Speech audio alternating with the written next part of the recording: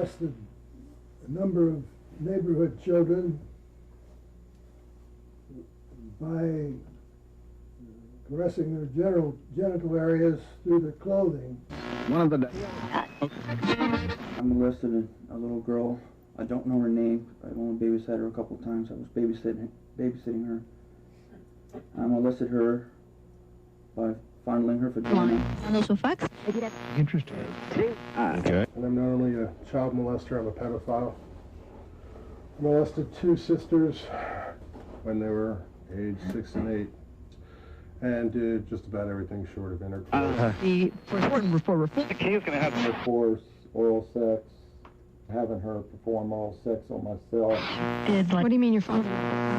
Trying to masturbate him to ejaculation.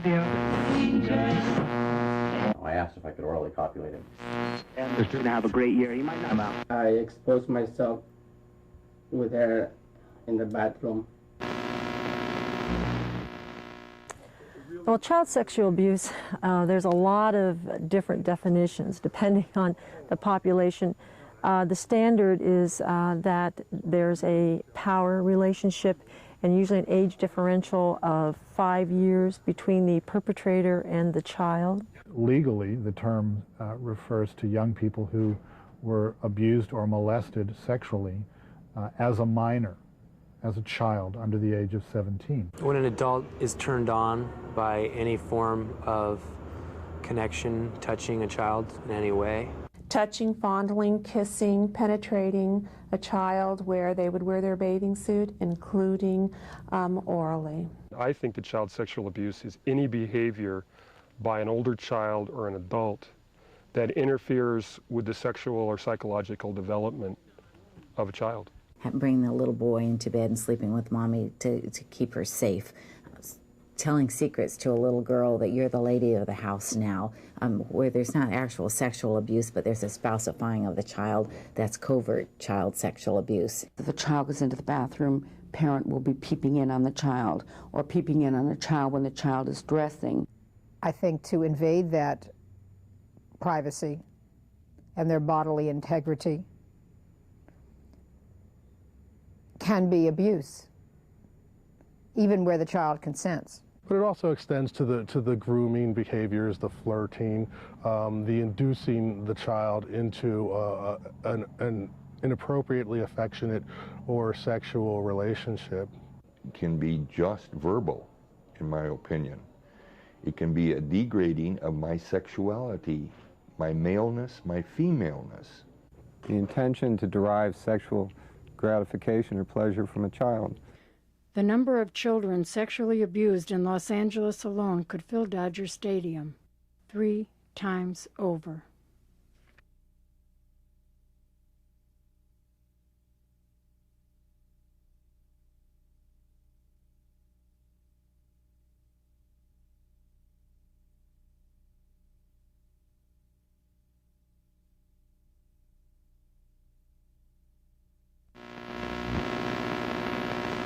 My mother was 16 and unwed when she had me.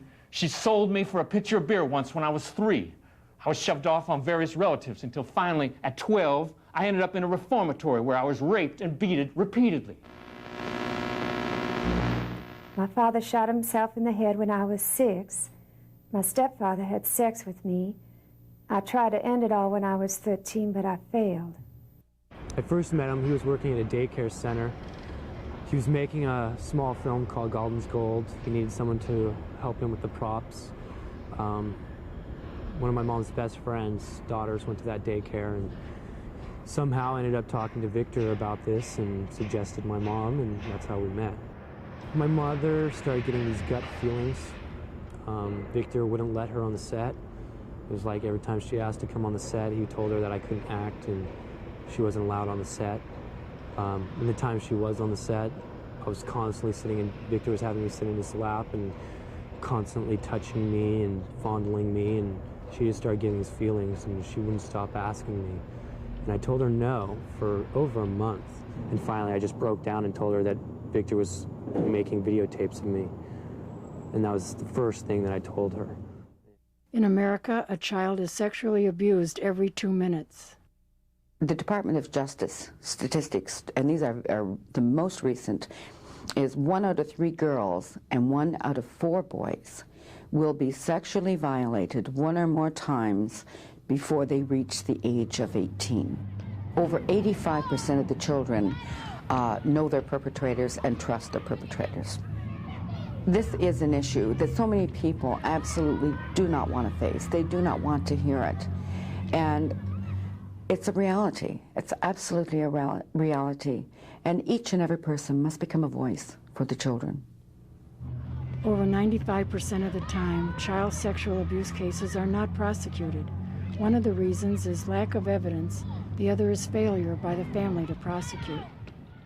Children who are disclosing against somebody that they care about, somebody in a position of authority over them where they may be fearful, somebody within the family, a father, an adult offender within the family.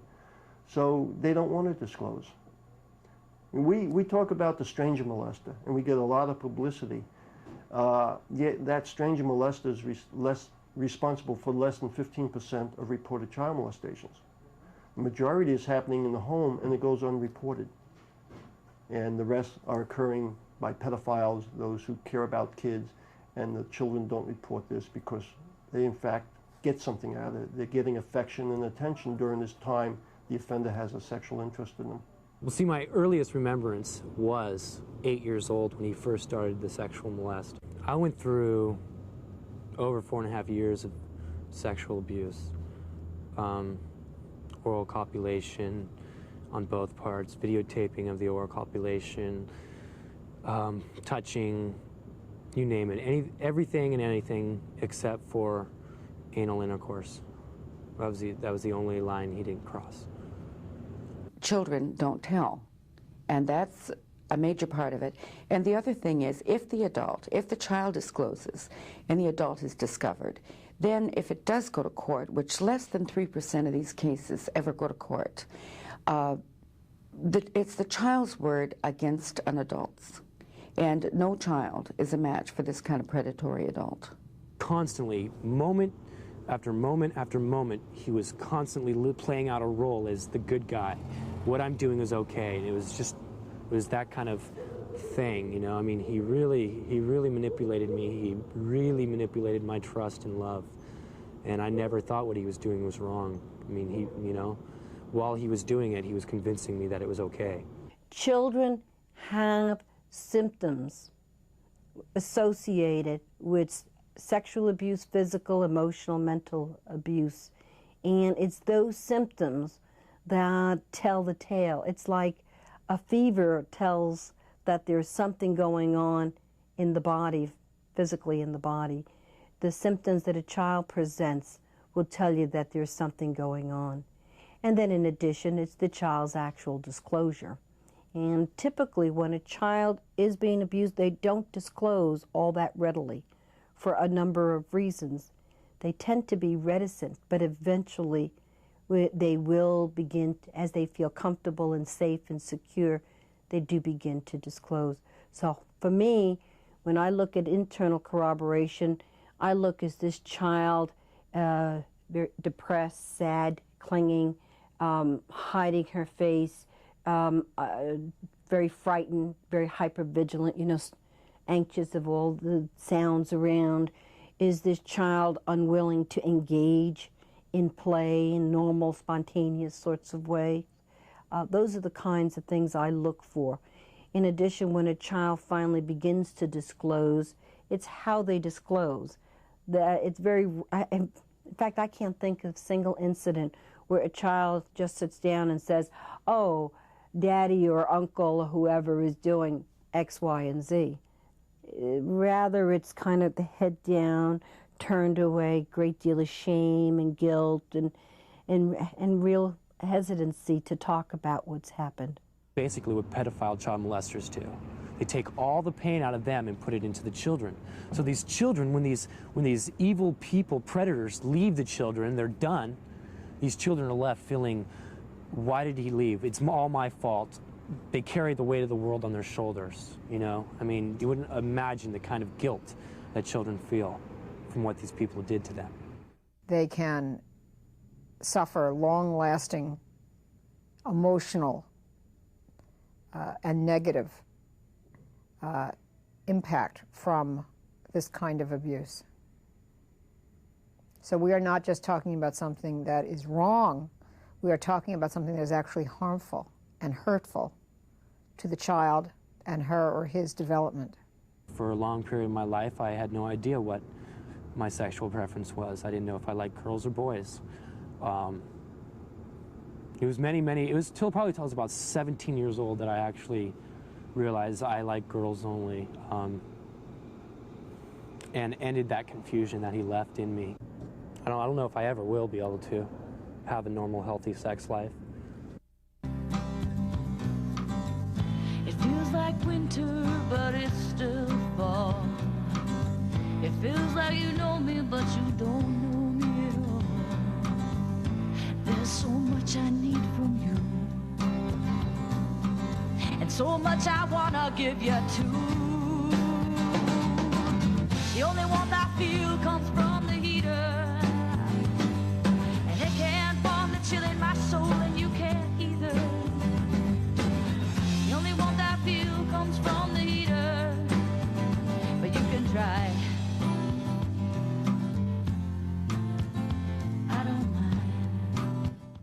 Approximately 80% of street children are victims of undetected or unreported incest. At a time when most 12-year-olds are worrying about their first crush, other 12-year-olds have deeper concerns. I think as many boys are being abused as girls are, if not more. But boys are less likely to report the abuse. Fearful of being labeled gay and homosexual, they allow this to happen, and hopefully they outgrow it, and that's the end of it. But I believe that as many boys are being abused as girls are. Out of all the child prostitutes, 30% to 37% are boy prostitutes. And it's an issue that people don't want to address. They haven't addressed. Talk shows never want boys. They always want the girls and the pimps to do the same old, rigmarole in terms of the talk show circuit. It's very frustrating for the boys. People don't want to deal with it, not just because of the prostitution, because it deals with homosexuality. It's two issues, and it's just too much for them. And people need to know, moms need to know, there are men out there willing to pay your little boys for sex too. They're not going to run around saying Uncle so-and-so molested me. They don't want to admit anything that sounds like homosexuality. Many have run from sexually abusive fathers. Their street life is an effort to control who creeps into their beds at night and how much they pay for it. Jane Carmichael, Service Manager of the Orange County Healthcare Court and Guidance Unit for Juveniles. 99.9% of all child prostitutes were sexually abused prior to the prostitution, and most of them were sexually abused at home by a close family member, if not a parent. For prostitution, the man who normally would pay a woman, an 18, 19-year-old woman, $40 for sex, could now rationalize paying a 14-year-old child for sex because he could say the society doesn't care about these kids. Look at these kids, they're left on the streets. At least with my $40, even though I'm getting sex, that child has a place to sleep and food to eat. The greatest problem, as I see it, and you're not talking to me as a professional, but just somebody who has some very practical and ongoing experience of working with young kids who are victims, is what I see is that there's so much shame involved and there's so much secrecy involved that it's crippling because of how dark and ugly the secret is. And in many cases, young people who are abused, physically or sexually, assume the responsibility for that action that's been perpetrated upon them. And their minds are not capable of processing it differently. They feel like that happened to me because of something that I did. And that's a terrible way to go through your childhood, to be sure, and then your adult life as well. Most teenage prostitutes were sexually victimized as children. What about those who continue to victimize them? Customers go across all class lines. They go across all occupations. Attorneys are the most common of the professions, but you've seen priests, rabbis, ministers, police officers, laborers, truck drivers, salesmen, you name it, movie producers, movie actors. I mean, we've seen it all. 95% tend to be married, 75% are white. the other side of that coin, the other side of the coin of prostitution, is the person that uses that service, and that's a bad way to put it because it's not a service, but the gentleman or the woman who drives by and picks these kids up, there's a problem there that needs to be dealt with as well. Can we see the handwriting on the wall? An abused child grows up to be one of three kinds of adult: a violent abuser, a dysfunctional victim, or a survivor who seeks help and breaks the cycle of abuse, often to the derision of their friends, families, and society, who dismiss them as irrational or hysterical. To date, 46 of my 60 years of life have been spent in reformatories, foster homes, or prisons. Jails and courtrooms have been my existence since I was 12 years old. I learned long ago not to expect help or sympathy from anyone. When I met my husband, I was the butt of people's jokes at work. Fast and loose was how I was seen. But that didn't bother me none. I was used to it. I guess he felt sorry for me. He kissed me one night in the stockroom, and the next thing I knew, I was pregnant. I think that children can benefit from sex with adults. I'm sure there can be some beneficial effects. Wayne Dines, PhD, Hunter College professor.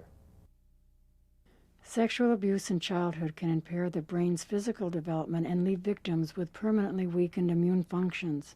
Brainwave differences between abused and non-abused individuals are as significant as between normal people and those who have Alzheimer's disease or schizophrenia.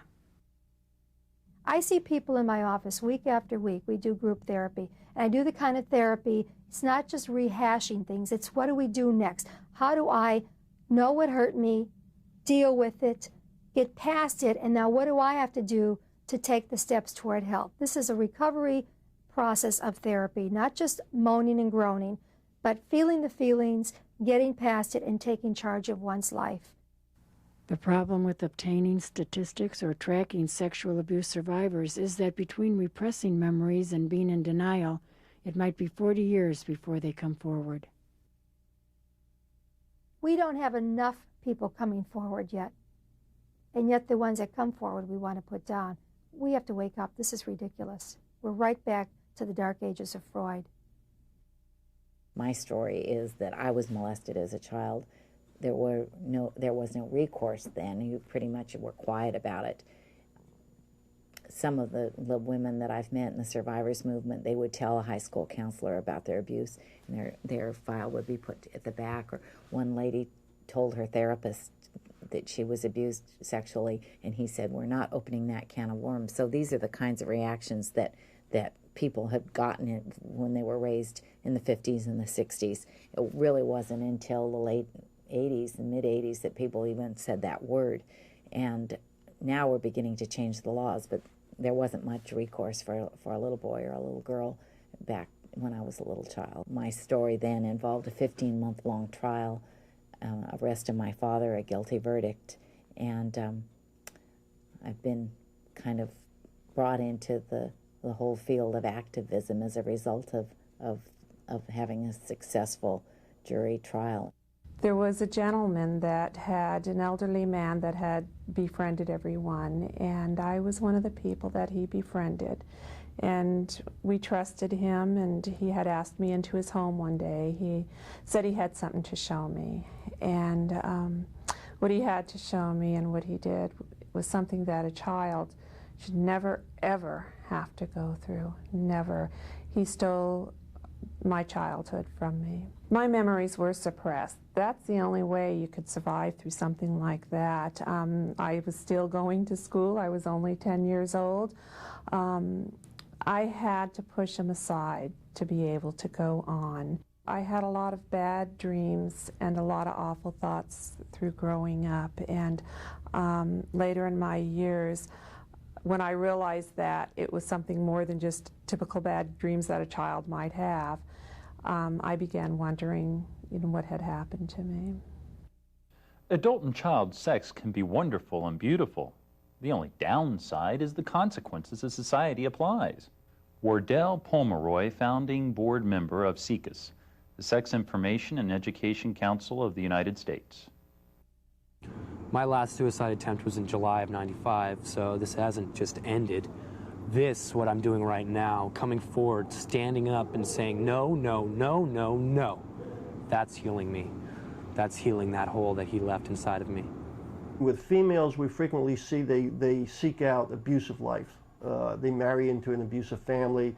They may abuse children themselves. Males abuse children. They become offenders. The alcohol, the drug abuse, the suicide attempts. So it's all there. It takes a toll in people's capacity to earn a living, people's capacity to succeed, even though they may be very talented people in certain areas, people's capacity to form good relationships, and their capacity to be a good mother or father. As far as self-esteem, there wasn't any left. I remember going to bed that night and asking the Lord to take me home. And I didn't want to be on earth anymore. I didn't want to be where that man could get me again. And I woke up the next morning and he didn't take me home. I left that day from that situation feeling fear, feeling somewhat guilty because it was my fault that I went into the house. By the next morning when I woke up and I realized as a child that I wasn't even good enough to go to heaven, I felt bad. And from then on, everything went downhill. My grades, I just didn't have much in the line of self-esteem after that. I felt like I couldn't do anything right, but yet at the same time I was struggling never to do anything wrong. So it just kept having a ripple effect throughout my life. I had to be perfect. Nothing, I couldn't do anything wrong. Just in every aspect of my life. Just in every aspect. I was just really good. And that's too bad. You know, I never drank a drink of alcohol as a teenager or did any of the things that other people did. When I got to the sorority, the girls practiced using dirty language, and I was just horrified that anyone would use dirty language. Well, I didn't understand. They didn't have such shame issues that I had, and I sure didn't do any of that. So I probably lost out on a lot of normal fun while I was busy being an A student. I woke to find the stinging of the sunlight in my eyes. Through the window, with the noise of the cars passing by.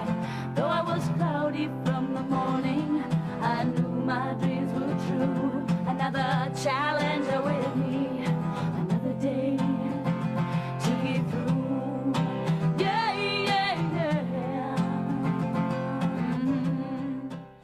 I could get by. I had learned to get by, to do things as other adults do, to raise a family, to shop, to work, and to get on with my life, as people say, without dealing with the situation.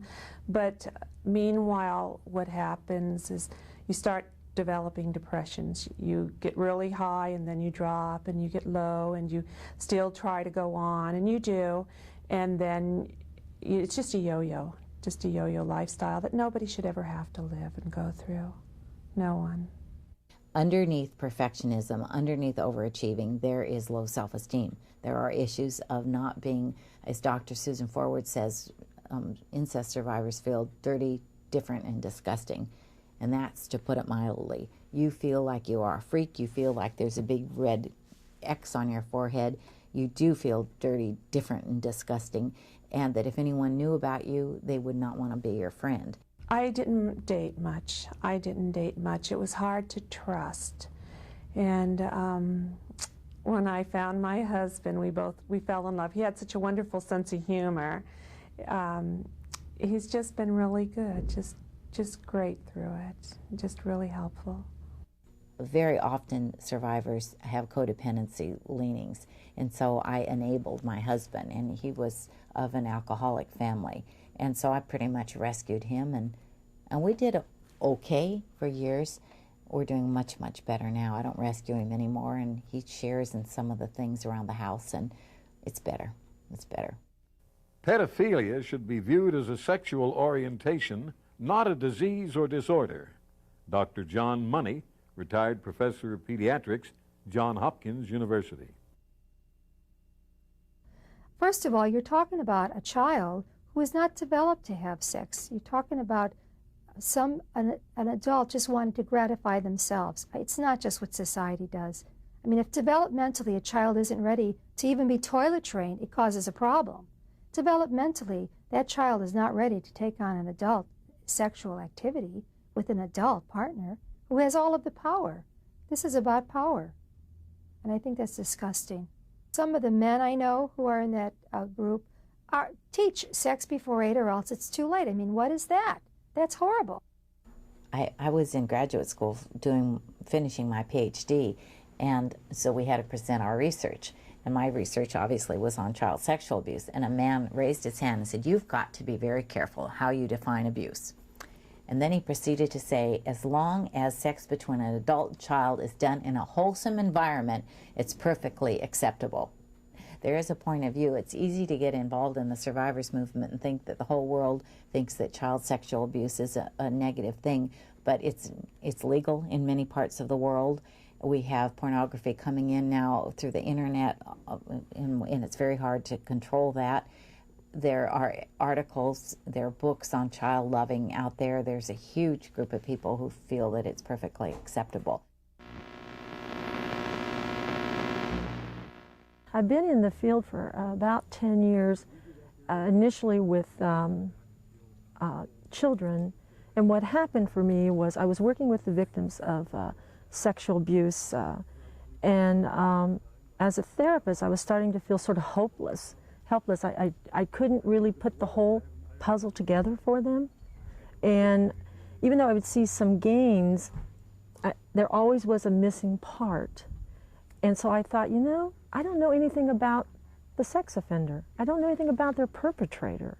I've got to find out who these people are in order to educate them so they will not be re-molested. So that was the impetus for me to get involved with the treatment of sex offenders. It's crucial to work with sex offenders because they are the ones that will prevent child abuse. If we can stop them, when you think about it, an average pedophile has 150 victims in a lifetime. That's a lot of children. And then if you think about just the intergenerational process of these 150 children, how many of them will become perpetrators? We certainly know not all of them, but some of them will. So it's vital. To me, it's the hallmark of prevention of child abuse in treating these men. The crimes of the sexual offender cannot be condoned, but must be fully understood if the cycle of abuse is to be broken. The consensus of opinion on what to do with the child molester seems to be to lock them up and throw away the key. But since jailed offenders eventually are released, what then? Are they free to remolest? Is there no help or no treatment? Let's make sure that the punishment really does fit the crime and that we don't re-victimize the children and the families. I really have believed that except in the cases where it's really evident that an offender is a potential or real danger to the community at large, that criminal punishment is best served by something on the order of work furlough, where a man or woman is punished by a restriction on their freedom and yet are compelled to work, pay taxes, contribute to their family, to the therapy of the victims, and not get a free ride. And where they are also mandated to go to treatment and are given the time off from their restriction to do that, because otherwise all we're doing is warehousing these people in the state prison or the jail system at the cost of $25,000 to $30,000 per head per year. And there's no real treatment available to speak of for most of them in terms of psychological treatment. And so they come out untreated, generally hardened by the experience, much more likely to reoffend, much cleverer than they were before they went in. And where does that benefit society? There is a unique program in San Diego, California called the Shalom Weekend. Shalom stands for Sharing Health and Learning on the Mountain, established by Chaplain Rod R. Shear. My greatest fear, and I'm very hesitant of this kind of publicity for this kind of program, is that I will come across both as a Christian pastor and the work that we do as a do-gooder or as a sob sister who is trying to say, oh, these poor sexual offenders are misunderstood or should be pampered. I am very, very definitely that they are dangerous persons to children who should have very specific required treatment, and that they can have recovery. Held 4 times a year, the Shalom Weekend is comprised of music therapy, art expression, symbolic imagery, and group sessions. Intense and confrontive, the therapy sessions are held in large community sessions and small groups. The program is designed to penetrate the layers of denial, to get the offender to the point of fully realizing the hurt they inflict. A higher than normal percentage of male sex offenders were themselves offended against sexually as children than the normal population, except that I find that it's not the majority. But I do find commonalities among offenders in their backgrounds in general, in that somewhere early in life, maybe it was an alcoholic or an absent parent or parents, maybe it was a physically abusive parent, maybe it was also a sexually abusive parent or guardian. When I say parent, I mean the person who does the caretaking. And that somehow that's interfered developmentally with these people's, these men, since it's primarily a gender-based crime, ability to have a sense of connectedness with people, and that connectedness is the foundation for empathy. And without empathy, you can have a lack of empathy and not molest, but I don't think you can molest and have a well-formed sense of empathy, because otherwise how could you continue doing it, especially for the men who do it to their own children or their stepchildren, who they almost always have genuinely strong positive feelings, as well as that aren't reflected in their very destructive behaviors. There's 2 levels of empathy, cognitive and emotional empathy. Well, I think that's where the sex offenders get out of treatment real early, is they learn the game of giving us what we want to hear them say about the victims. Yes, I feel bad. Yes, and they give us this game. And there's probably a part of them that really believes it. But when they get out in the world again and they leave our group or our office, it isn't integrated.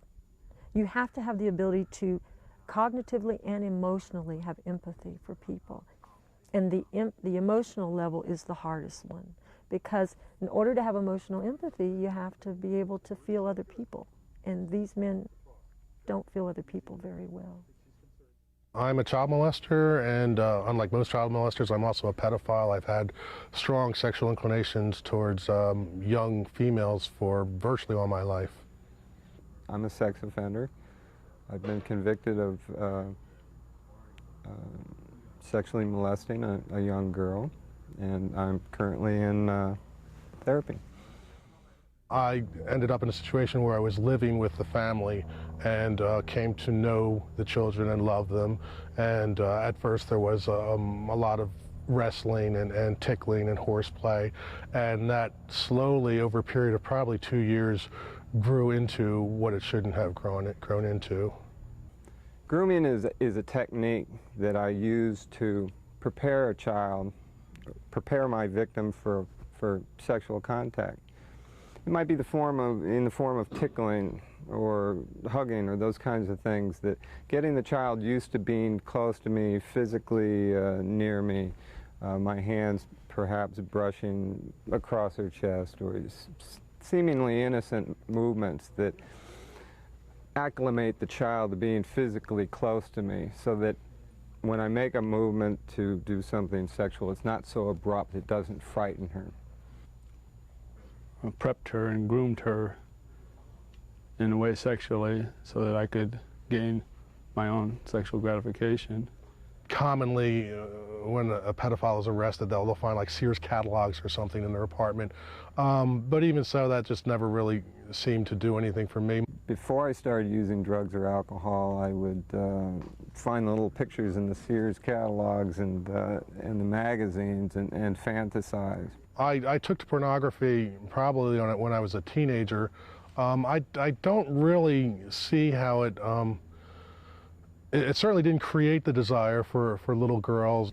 I used it primarily as a stimulation for myself, and also eventually to draw my daughter in and kind of manipulate her into more and more involvement with my sexual acts on her. When I was young and I was starting to have sex with my peers, it was very good. It was very gratifying. It was a lot of fun. And this was between essentially kids. As I grew up, I just never lost that attraction to that feeling.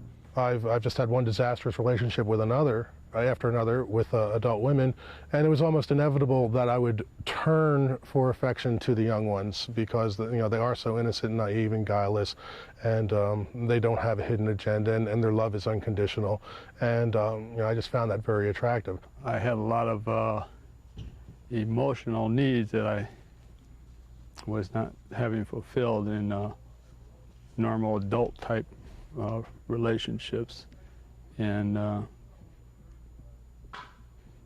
lacking in social skills, not knowing how or where to get those needs met.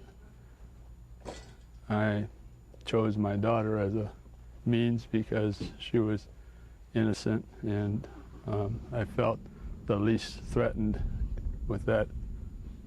I personally am fairly driven in a sexual way. Children are very sexually appealing to me.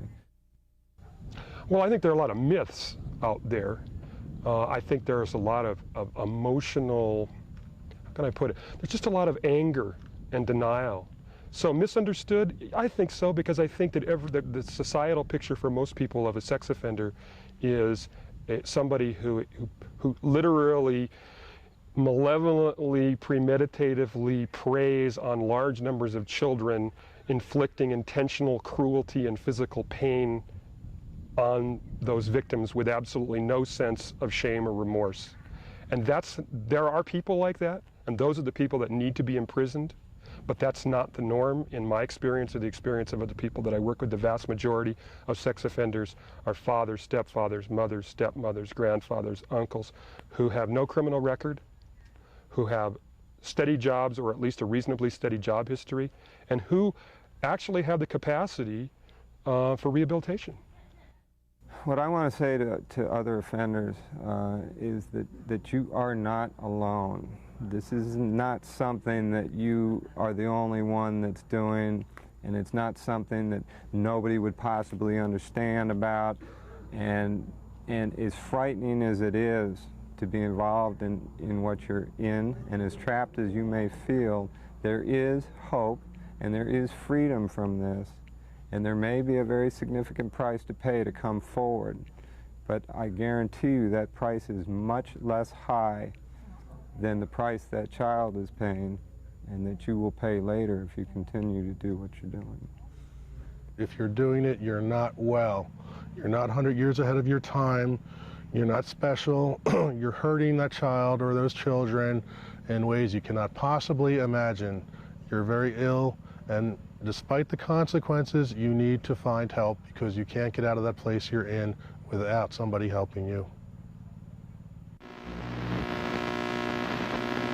The impact of child sexual abuse on the individual is enormous.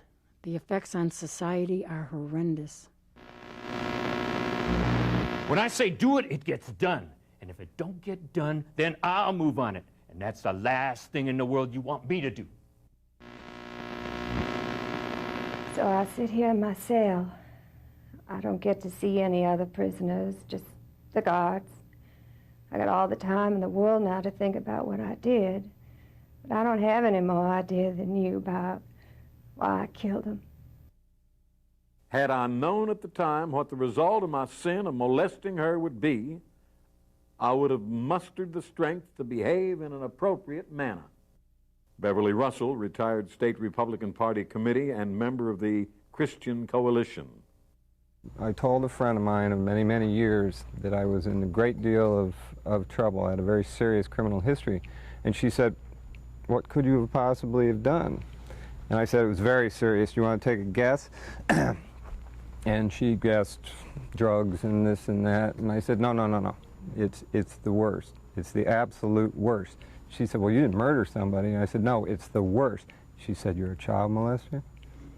My crime fits on the lowest rung of society, even the lowest rung among criminals. I believe that child molesters are the most loathed in our society. People are in denial. We have so much denial about this. I think it's because it's a patriarchal situation. In other words, for centuries, women and children have been chattel of men and could do whatever they want. Men could do whatever they wanted to do with women and children. It was okay.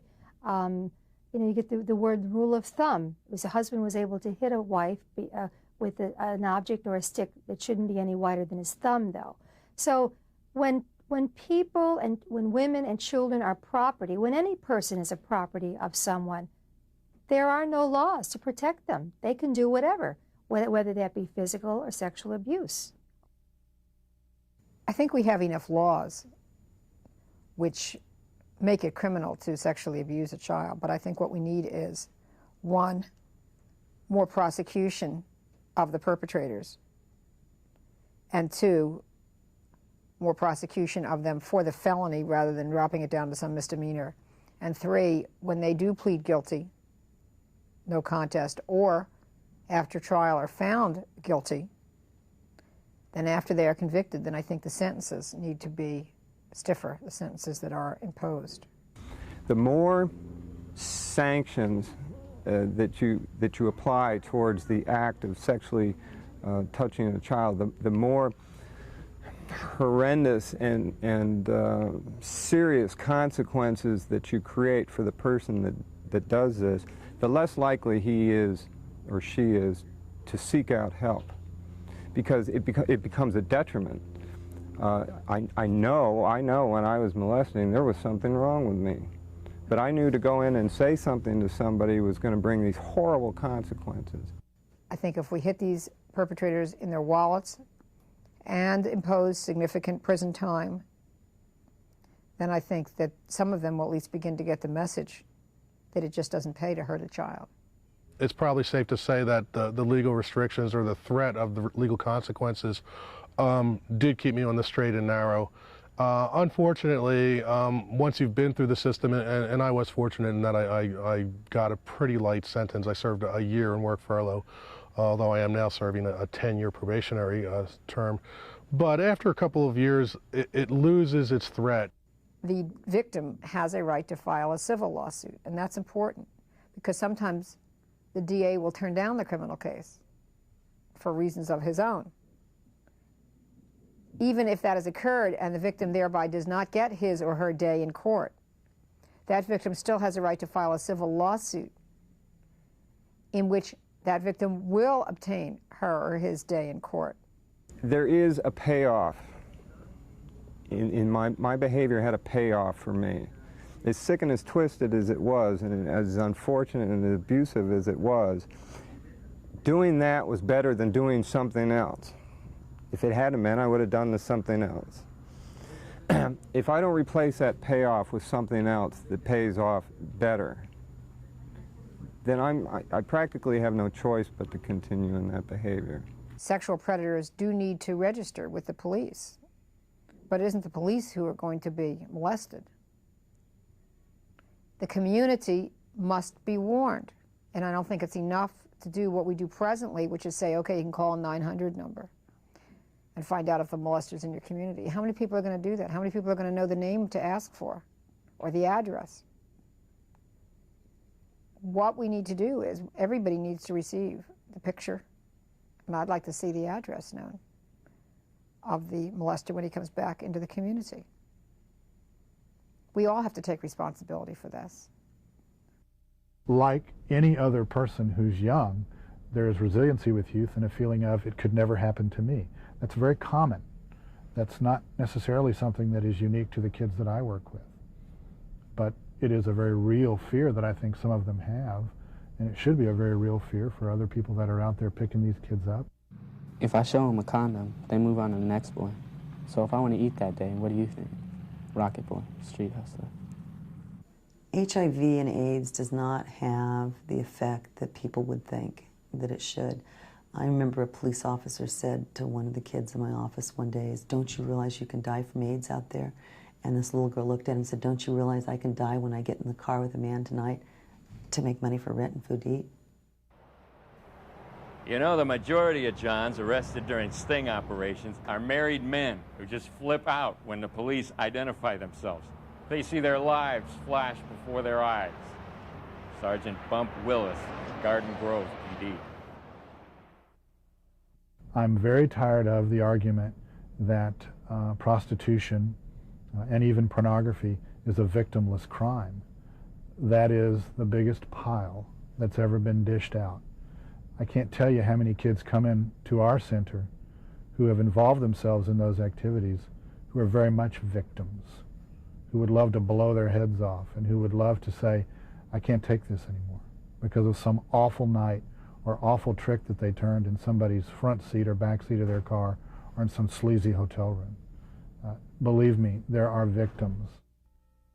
For years, the Catholic Church covered up the sexual exploits of Father James Porter, who would tell victims of his molestation that God approved, and this was a wonderful way to become strong in the church. Other denominations have had similar incidents as well. The solution has always been to quietly transfer the offender to a new community.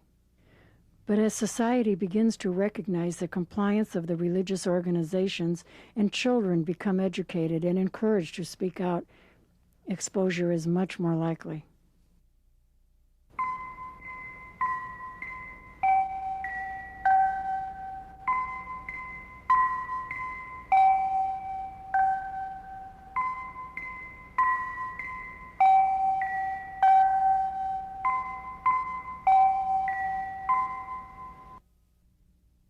The solution, I think, starts at honesty. It starts at a willingness to say, here's what's going on, folks. Let's not bury our heads in the sand any longer. Let's not necessarily embrace what's happening here, but let's be honest about what's happening here. Let's help the individual who's been perpetrated against, and let's help the perpetrator. I think the cycle can be broken in healing. The healing of the perpetrator, healing of the abuse victim. The hope lies within getting therapy, dealing with the issues to become whole inside and out. The hope of all the children, I think, lies in God. It takes education, education, education to break the denial. Otherwise, this is going to go on, and we are not in good shape in this country. So I think we need more support groups. We need more organizations like Mothers Against Sexual Abuse. We need more people speaking out on this issue so that children don't feel ashamed, so that their parents, who are also often victims, don't feel ashamed that their child was molested and don't blame themselves. What you have to do as a parent is to talk to your children, to warn them, not only about the stranger molester, which as parents we've already done, but also about the pedophile or somebody in the family, that you as a child has a right to say no if you don't feel comfortable being around somebody, and not be afraid to tell the parent if something happens. The hope is I think, that we really have to pay attention to what we're doing with our children. It's basically an issue of we'll pay now, you pay later. I don't know if we can cure child molesters, but we need to find more preventative work or something to, we can't put every abuser in jail. We don't have enough jails for that, so we've got to come up with something. Maybe they won't do it if they know that there's a good chance that they'll be caught. It's got to the point where I not only see the advantage of therapy, but I welcome it, and I wish that I had gotten into it long ago, long before I molested, because I would be a lot healthier and a lot happier nowadays. I really would. But no, it's an actively ongoing thing, and there is no cure, per se. I mean, it's just a continual, lifelong program. I think it's pretty clear now that for certain categories of sex offenders, our knowledge and techniques have gotten sophisticated enough that if we can hold somebody long enough in treatment that's adequate, that we can get good results with a significant percentage of that population. And so I have much more than hope. We've been creating a breeding ground for hatred and violence. The way we've been doing things for the past 10 or 15 years is like a breeding ground for ignorance and incompetence, a breeding ground for disease and disability. Since the whole society is affected by the way in which children grow up, the whole society needs to take responsibility for it. Your children are my children. They're our children. Dr. David A. Hamburg. I have a question for the Reverend Dr. Ralph Underweiger. What do you feel are the causes of the hysteria in the U.S. over pedophiles? Well, radical feminism, for one. Women are jealous that males can bond and be intimate. Sex between a man and a boy is something women just can't stand. Women are jealous of the connection and say, wait a minute, we're not going to let you do that. It has been reported that approximately 80% of patients coming out of alcohol and drug treatment centers were sexually abused as children. Vermont. There was a 4-hour mini-series that highlighted an organization that helps those falsely accused of child molestation. Can we ask why they failed to tell us that one of the organization's board members is an outspoken member of NAMBLA, the North American Man-Boy Love Association? Thanks to the Boy Scout Handbook's instructions, a brave scout blew the whistle on a scout leader who was later arrested for child molestation. Never forget. There has recently been a major crackdown on internet child pornography. David Loera received 6 months in jail for using the internet for purposes of child pornography. Studies show that between 70 and 90% of all prison inmates were victims of child sexual abuse. How did you get past Karen? Since the beginning of this program, approximately 28 children have been sexually abused. In 1996, Megan's Law, which requires sex offenders to register with local police and communities, was signed into effect nationally by President Clinton. We are optimistic that other such laws will follow. Approval of the plan. If you want a dog to be mean, you kick it and be mean to it. That's the way you train it. Not even a dog is born mean. Damn, even an idiot knows that. I never want to hurt you ever again. What else do you want to say?